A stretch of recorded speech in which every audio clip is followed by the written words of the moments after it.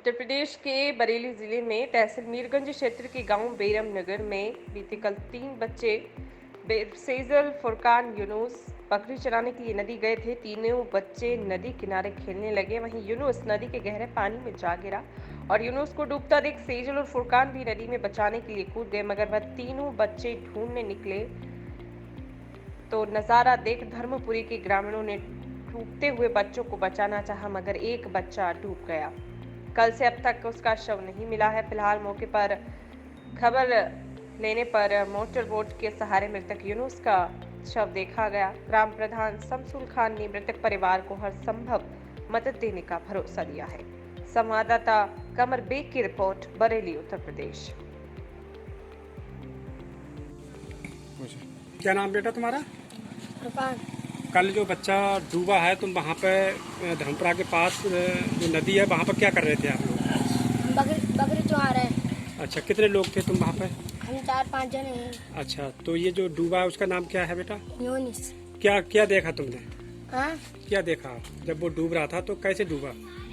जैसे पता ना चला न कहीं जे खाली सुनाई है, मुझे बचा ले, मेरी अम्मी मारी, हम उधरी जगह कूद गए कुंडे में। तुम भी मतलब वो डूब रहा था? हाँ। तुम्हें जब वो डूबा तो उसकी आवाज आई तुम्हें? हाँ। क्या कह रहा था वो? मुझे बचा ले, मेरी अम्मी मारी। फिर तुम भी उसमें कूद गए? हाँ, हमें बचाने लगा। कितने लोग कूदे उसमें? तुम कितने बच्चे कूदे लगभग?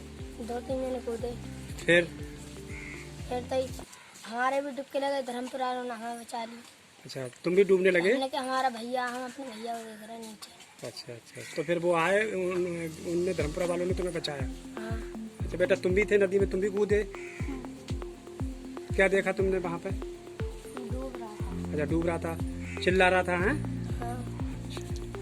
कुंडे में पड़ा। तुम्हारा क्या नाम है? तुम्हारा? फुरकान। ठीक। प्रधान जी, आपका क्या नाम है? मेरा नाम ग्राम प्रधान शमसुल खां, बैरम नगर। आप जो आज कल घटना हुई है, एक बच्चा डूब गया है, तो इस बारे में आप पूरी जानकारी दें, क्या मामला है? अच्छा, जो कल जो घटना हुई है, मेरे गांव बैरम नगर की एक गौंटिया लगती है, जिसमें 3 बच्चे बकरी चराने धर्मपुरे के हार में गए थे। उसमें नदी के किनार पे वो पानी डाल के खेलने लगे और खेलते खेलते वो बच्चे नदी में पहुंचे। 2 बच्चे गांव वालों की मदद से निकाल लिए गए और एक बच्चा अभी लापता है, जिसका कि नाम यूनुस खां है, और उस बच्चे की तलाश बराबर जारी है। पुलिस प्रशासन से पूरी मदद मिल रही है। हमारे एसओ शेर वीरेंद्र सिंह ने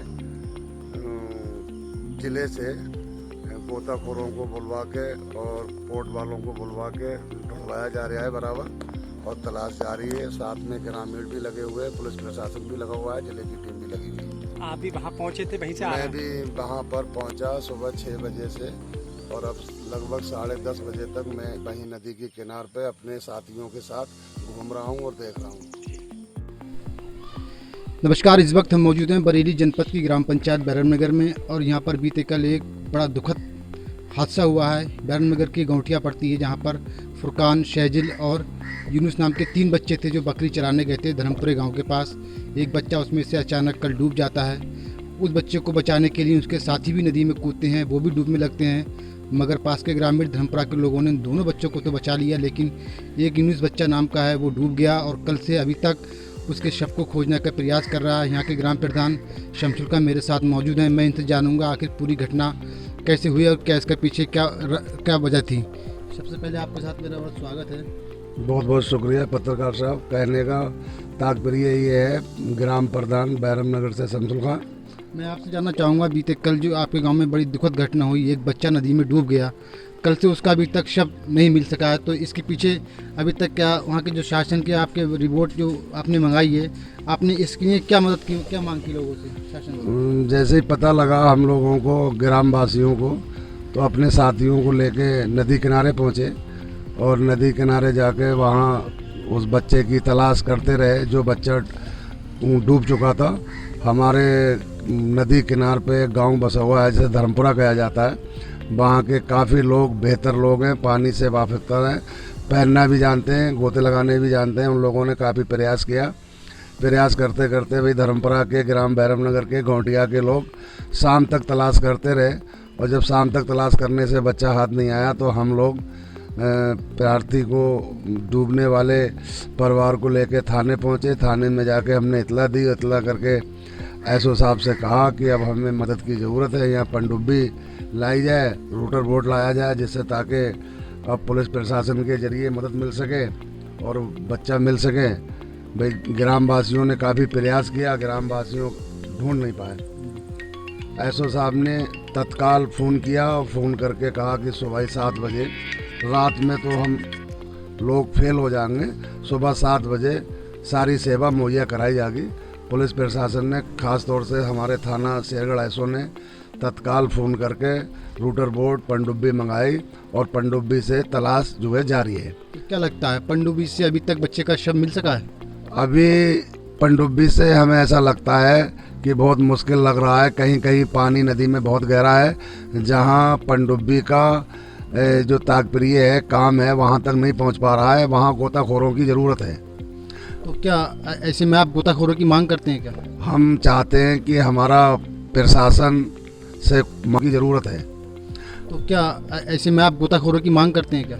हम चाहते हैं कि हमारा प्रशासन से मांग है कि यहाँ गोताखोर बहुत जल्द से जल्द भेजे जाएं और ताकि हमारे बच्चे की लाश मिल सके।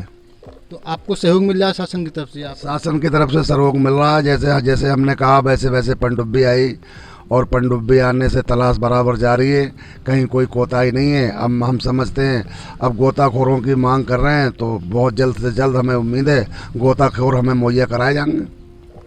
अभी मेरे साथ में दुखद घटना के विषय में बता रहे थे यहाँ के ग्राम प्रधान आदरणीय शमसुल खान साहब, जिन्होंने कहा कि लगातार पनडुब्बी के माध्यम से बच्चे के शव को खोजने का प्रयास किया जा रहा है, लेकिन कहीं ना कहीं असफलता हाथ लग रही है।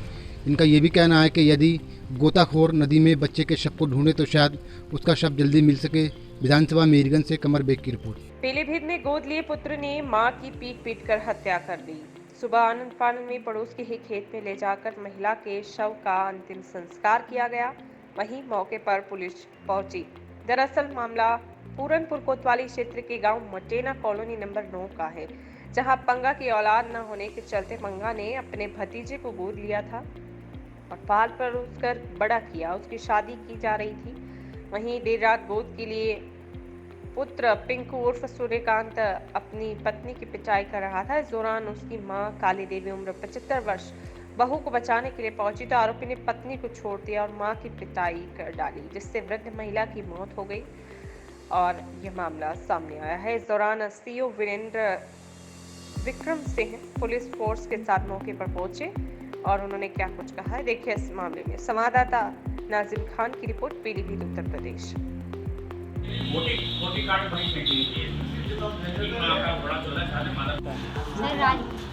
राजमणि जी क्या हुआ है?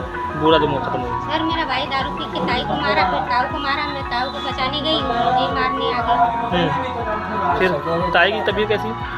ये सुबह के टाइम मारा है? सुबह के टाइम ताऊ को मारने गया। अच्छा, और रात को तो ताई को मारा था। हैं? मैं आई तो ताई को ये खत्म कर दिया। कौन खत्म किया? यही भाई खत्म किया। और कौन करेगा? क्या नाम है? क्या नाम है आपका? शंकर। शंकर जी क्या हुआ आपके यहाँ आज? बुरा जो खत्म हुआ।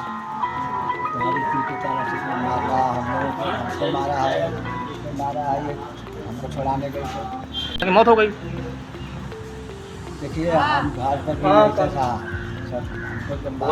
हत्या का मामला है। क्या पूरी अकाली देवी काफ़ी बुज़ुर्ग महिला है, उनकी हत्या उनके सगे जो दत्तक पुत्र द्वारा उनके हत्या करना प्रकाश में आया है।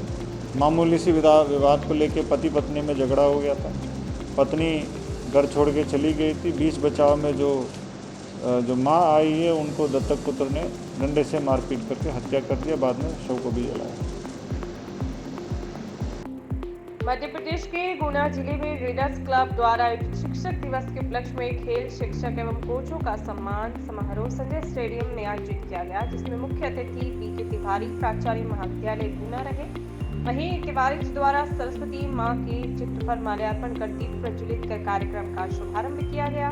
इस दौरान उन्होंने उद्बोधन में खिलाड़ियों को कहा कि बच्चों की प्रथम गुरु उनकी मां होती है। हमारे जीवन में खेलों का विशेष महत्व है। लीडर्स क्लब के द्वारा खेल शिक्षक एवं कोचों को माला पहनाकर प्रशंसा पत्र देकर सभी का सम्मान किया गया।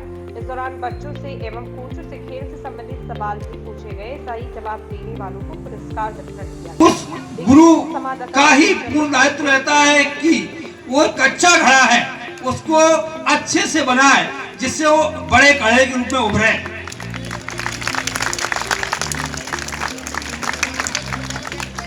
यहाँ तक कि मैं एक अपने ही घर की कहानी सुनाऊं। तो अखिलेश का बेटा तो 6 में पहुंच गया, तो मैंने अखिलेश से पूछा कि वो अखिलेश कौन सी क्लास में पास कर लिया उसने। पता चला तो कोई पता नहीं था। बोले पापा सोना बताएगी। तो यहाँ तक कि पिताजी को ये फुर्सत नहीं रहती है, इतने कामकाज बढ़ गए हैं कि उनका बच्चा कौन सी क्लास में है। पूरा दायित्व माँ के ऊपर डाल रखा है और माँ ही उसका निर्माण करती है। तो पहली गुरु क्या माँ है, वही उसकी शिक्षक है, वही उसको संस्कार देती है। तो पहली सम्मानित उसकी माँ कहलाती है। दूसरा, खेल जगत में खेल जगत बहुत ही महत्वपूर्ण है। जो जूनियर गुरु होती है, बच्चे की सबसे पहले गुरु होती है इसकी माँ। बच्चे को चलना सिखाती है, बैठना सिखाती है, खाना सिखाती है। यहाँ तक कि जब बच्चा यूकेजी एलकेजी में जाता। सोशल मीडिया पर मारपीट का यह वीडियो वायरल हो रहा है, जिसमें कुछ लोग लोहे के हथौड़े से एक युवक को बुरी तरह से मारपीट करते हुए दिखाई दे रहे हैं। पूरा मामला मध्य प्रदेश के शाजापुर जिले के मक्सी का है, जिसमें मामला प्रेम प्रसंग का बताया गया था। कुछ दिन पूर्व मक्सी निवासी युवक युवती ने दोनों की मर्जी से आर्य समाज में शादी कर ली थी, जिसको लेकर दोनों परिवार राजी नहीं थे। इसके बाद दोनों परिवार वालों ने समझौता किया था। लड़के वालों के घर लड़का रहेगा और लड़की वाले के घर लड़की। समाज जनों ने पूरा मामला बैठकर दोनों परिवार की आपसी रजामंदी से सुलझाया ये मामला। और इसके बाद शाजापुर के मक्सी में एक वीडियो वायरल हुआ, जहां कुछ लोग युवक को लोहे के हथौड़े से एक बार पीट रहे हैं, मारपीट कर रहे हैं, जिस पर मक्सी पुलिस ने सामान्य धाराओं में प्रकरण दर्ज कर लिया है। देखिए आखिर क्या है पूरा मामला। संवाददाता दिलीप सौराष्ट्री की न्यूज, शाजापुर, मध्य प्रदेश।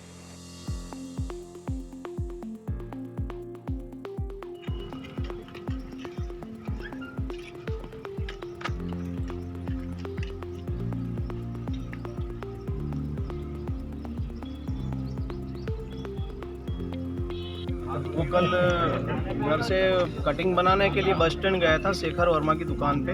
वहाँ पे अखिलेश मंडलोई और उनका लड़का गौतम दोनों आए। उसको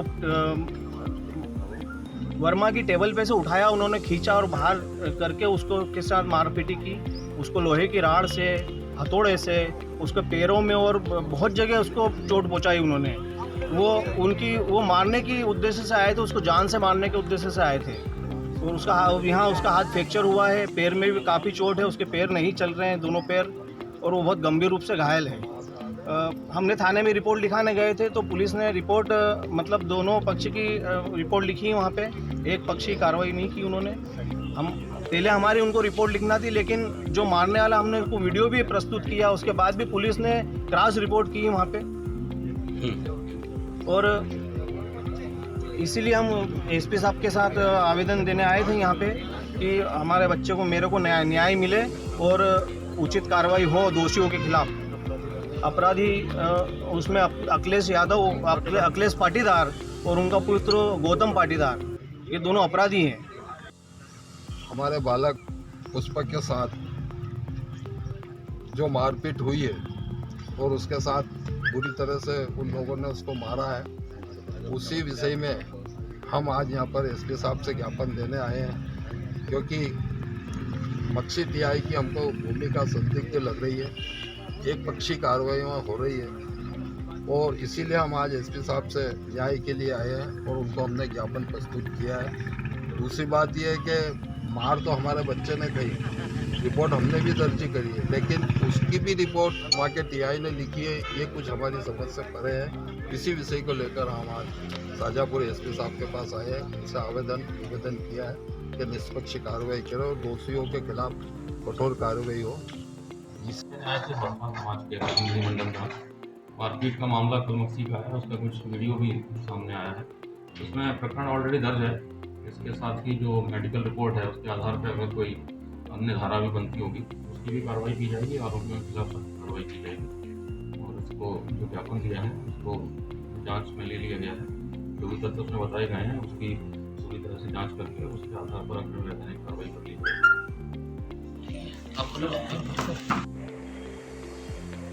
धनारी पर किसानों ने पुलिस के खिलाफ मोर्चा खोला है। एसडीएम साहब के आश्वासन पर यह धरना खत्म हो 30 सितंबर तक जांच कर कार्यवाही का आश्वासन दिया गया। जी हां, आपको बता दें कि उत्तर प्रदेश के संभल जिले से एक खबर है, जहां तयशुदा कार्यक्रम के अनुसार थाना धनारी का घेराव किया गया, जिसमें थाना प्रभारी धनारी के द्वारा लगातार किसानों के उत्पीड़न की आवाज को प्रमुखता से उठाया गया। पंचायत में बोलते हुए राष्ट्रीय प्रमुख सचिव ऋषिपाल सिंह यादव ने कहा कि धनारी पुलिस के द्वारा लगातार किसानों का उत्पीड़न किया जा रहा है। पुलिस के द्वारा किसानों को फर्जी मुकदमों में फंसाया जा रहा है। लड़ाई होने के बाद पुलिस के द्वारा पीड़ित व्यक्ति पर भी कार्रवाई की जा रही है। फर्जी तरीके से खनन में चल रहे ट्रैक्टर ट्रॉली पर अवैध रूप से वसूली पुलिस की मिलीभगत से हो रही है। लगातार पुलिस की मिलीभगत से किसानों को झूठे मुकदमों में फंसाया जा रहा है। धनारी थाना परिसर में संचालित गौशाला से गायों को रात्रि में खुला छोड़ दिया जाता है और ऐसी कई तमाम दुर्घटनाओं से भरी खबरें सामने आ रही हैं। देखिए संवाददाता सत्यपाल यादव की रिपोर्ट। संभल नाकेबंदी की, बैरिकेड लगवाए, उसके बावजूद भी किसान वहां पहुंचे और वो जज से फैसला हुआ, बात मानी गई। कल शायद वो धरना समाप्त हुआ 5 बजे, कल परसों हुआ शायद 11 तारीख में। तो साथियों कोई चीज बड़ी नहीं है। देखो इस कोतवाल से पूरा क्षेत्र पीड़ित है। इतने लोग तो नहीं है साथ यहाँ बैठे हैं, तो समझ लो पूरा क्षेत्र पीड़ित है। लेकिन अगर आज किसी राजनीतिक पार्टी का कार्यक्रम होता तो हम यहाँ लाखों की संख्या में इकट्ठे हो जाते।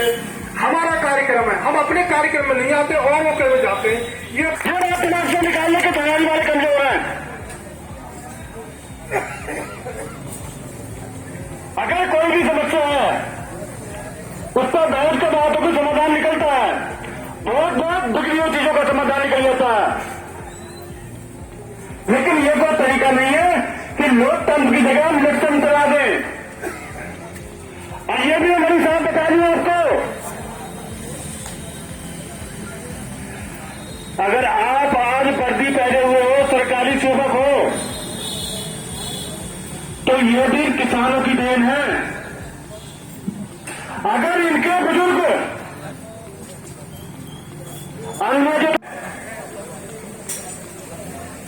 उसे बैठा लो, अंदर ऐश कर लोगे, तो मैं बिल्कुल खुली चेतावनी देना चाहता हूं। ये लोकतंत्र है, लोकतंत्र न करने बचा देने का। शायद सबक लिया होता आपने करनाल जैसी घटना से। एक मुख्यमंत्री कहने पर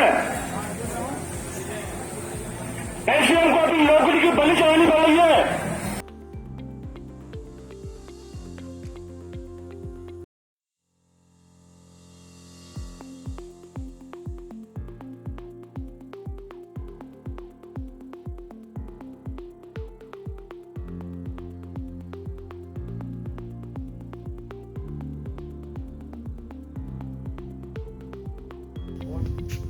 ग्राम अमरता में हमारे गांव के सभी व्यक्तियों को अमरता से कटराडाल लिंक रोड पे जाती हुई 1600 मीटर रास्ता के लिए 1 हफ्ता लगभग हो गया है प्रदर्शन करते हुए।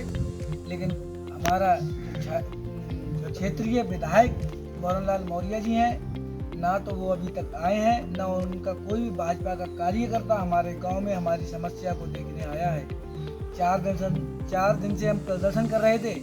मजबूर होकर आज हमें भूख हड़ताल पे बैठना पड़ा है और हमारा भूख हड़ताल जब तक चलती रहेगी जब तक ये हमारे गांव की रास्ता जो इस पे रोड नहीं पड़ जाता है। और हम सभी लोग इस बात का भी निर्णय ले चुके हैं कि भूख हड़ताल पे से जब तक नहीं हटेंगे जब तक ये रोड नहीं पड़ेगी।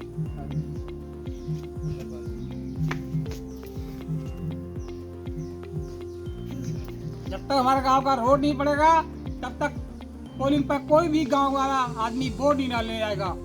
यही हमारी भूख हड़ताल पर सभी लोगों की समस्या यही है। रोड नहीं तो वोट नहीं, रोड नहीं तो वोट नहीं, रोड नहीं, रोड नहीं तो वोट नहीं, रोड नहीं तो वोट नहीं, रोड नहीं, रोड नहीं, रोड नहीं, रोड नहीं, BJP, BJP, BJP, BJP, BJP. जब तक रोड नहीं, जब तक रोड नहीं, जब तक रोड नहीं, जब तक रोड नहीं। अमर उजाला दैनिक जागरण सब को दो।